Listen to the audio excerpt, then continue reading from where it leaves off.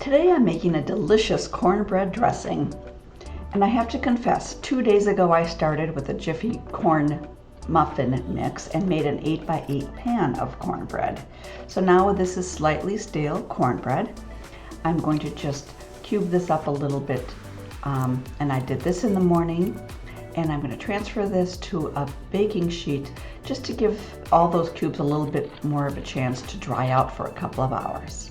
This is optional. You can totally use the bags of Pepperidge Farm dried cubes.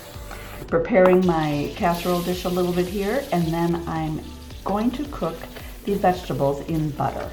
They include green pepper, celery, and onion. They only need to cook for about 5 minutes, but let those bubble.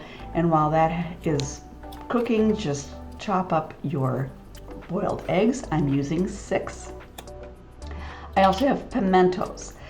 I typically look for a 7-ounce jar of pimentos. The grocery store only had 4-ounce jars, so I got 2 of those because I love the pop of color it adds.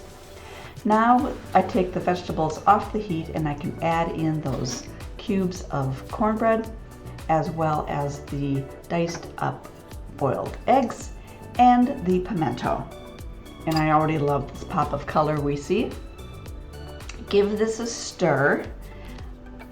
And what you're doing here is just kind of making sure that everything gets kind of coated with the butter. There's still quite a bit in that pan. And then we're going to add some chicken broth. Now, the amount of chicken broth you need depends upon how much moisture is in your cornbread, as well as kind of how sticky you like your dressing. So both are your factors, so you have a lot of give here. When I am using the more fresh type of cornbread like I am today, I only need about a cup.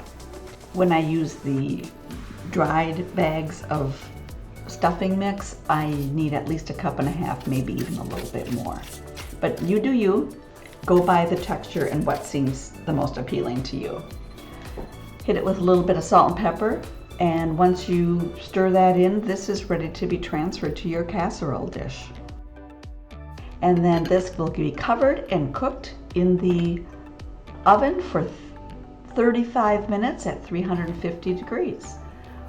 Once that is cooked, you can see it's warm, it's completely cooked through. I like a little bit of toasted edges on my cornbread, so I'm going to put this back in the oven for another 10 to 15 minutes just to give those crispy toasted edges. And with that, it's ready to go. I really hope you give this a try, because if you do, I know you will love it.